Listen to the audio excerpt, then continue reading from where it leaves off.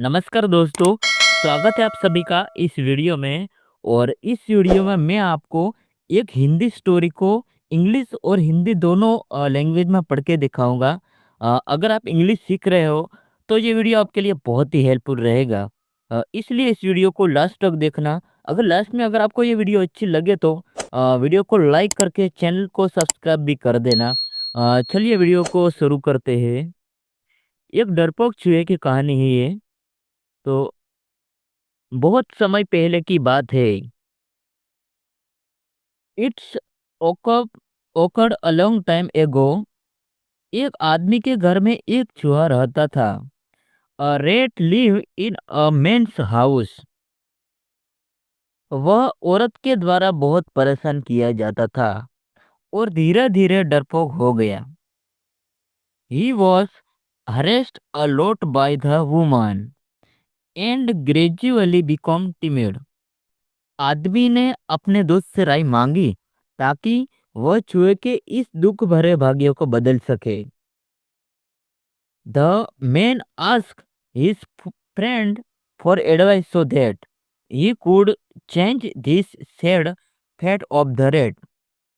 दोस्त ने सुझाव दिया तो उस चूहे को एक बंद कमरे में बंद कर दे।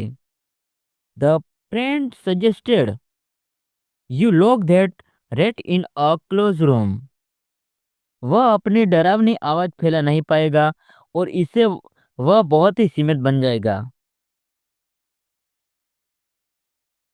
He will not be able to spread his scary voice and that would make it very limited।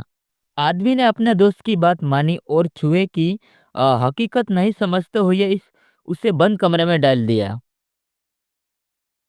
The man obey his friend and the rat not The man obey his friend and the rat not understanding the reality, they put him in a closed room। चूहा अपनी आवाज फैला नहीं पा रहा था और इससे वह बहुत डर गया। The rat was not able to spread its voice and this scared him very much। उसकी आवाज बंद हो गई और वह आदमी के घर के आसपास ही रहने लगा।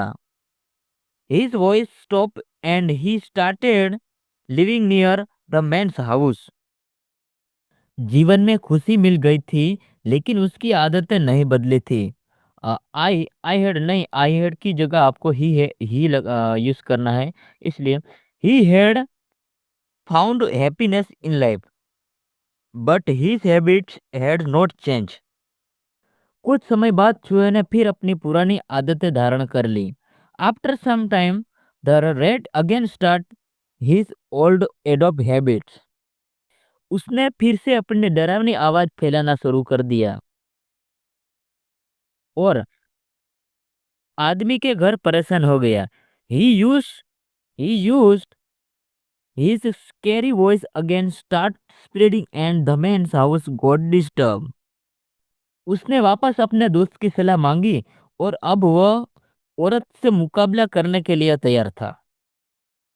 He asked his friend for advice and now he competes with the woman was ready to do।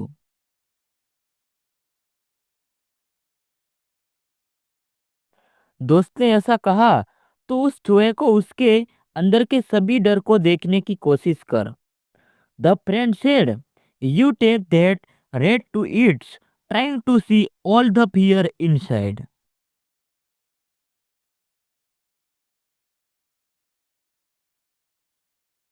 तू देखेगा कि वह चूहा से भी डरा हुआ है। You will see that he is scared even of a rate.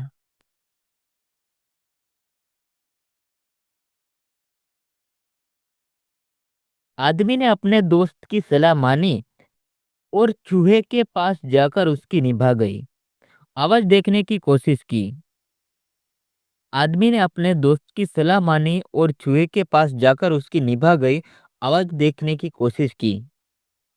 The man follow his friend's advice and she went to the rat and fulfilled her wish try to see the sound.